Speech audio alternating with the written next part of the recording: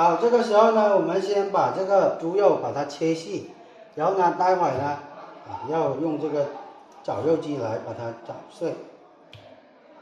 这个猪肉呢，买回来的时候呢，我们要把它清洗干净，然后呢，把这个猪皮把它去掉，猪皮是不要的。接下来呢，我们就把它切细，切细呢放到这个盆里面去先。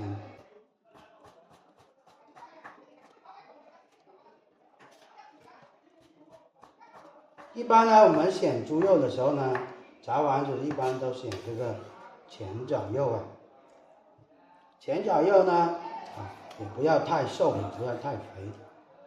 正常的话是2:8的这个比例就可以了，就是肥瘦比例2:8。1斤这个猪肉里面呢，大概是就用2两肥猪肉就行了。如果太肥的情况下，那么炸这个丸子的时候呢，它的成品呢会比较油腻，因为油分这个分量比较多它会出油，会放凉的时候呢，它会出油，会变软。好了，切好之后呢，我们就直接用这个绞肉机来，先把这个香菇还有红萝卜把它捣碎先。好，这个时候呢，我们先把这个红萝卜把它捣碎。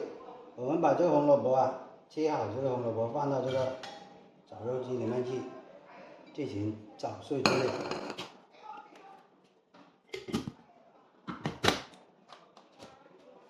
放下去之后呢，我们直接把它打碎就可以了。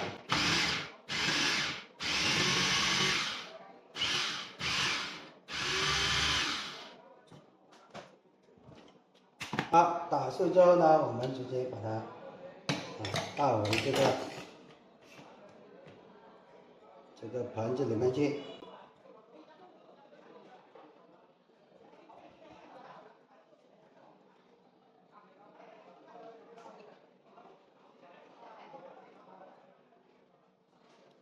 接下来呢，我们继续打这个香菇的，继续打香菇。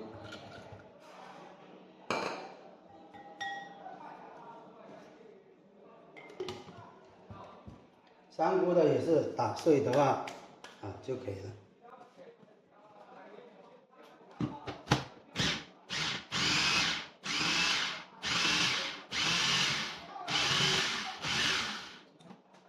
也是一样，打碎之后呢，直接放到这个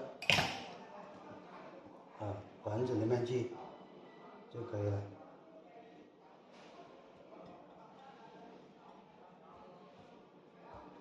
待会呢，我们用多少就放多少就可以了。